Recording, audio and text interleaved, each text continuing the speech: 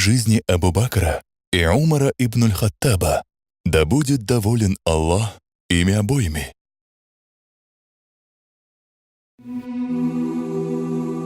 Именем Аллаха Милостивого ко всем на этом свете и лишь к уверовавшим день суда.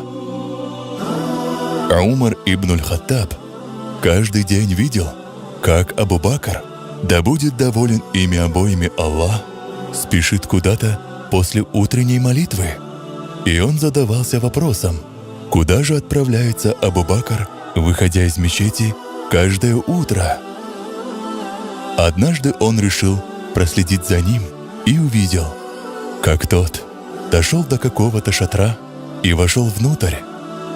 Когда он вышел, Умар зашел и увидел там слепую старую женщину, с которой были дети. Умар спросил ее: «О раба Аллаха, кто ты?»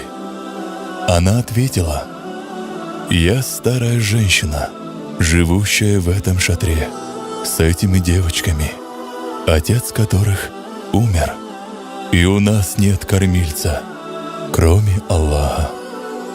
А Умар спросил: «А кто этот человек, который приходит к вам?»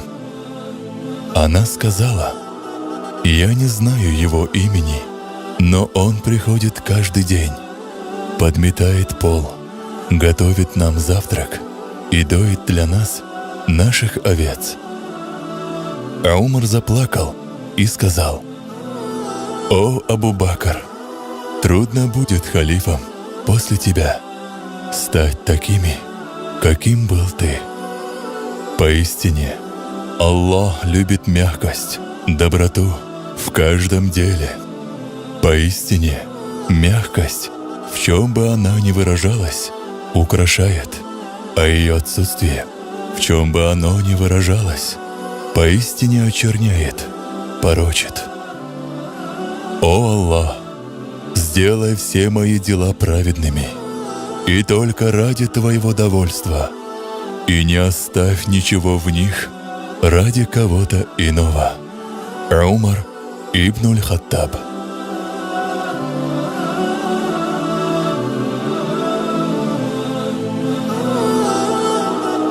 Умар ибн аль-Хаттаб, да будет доволен им Аллах, сказал: «Честь и слава этого мира заключены в богатстве, а честь и слава ахирата, вечного мира, заключены в праведных делах».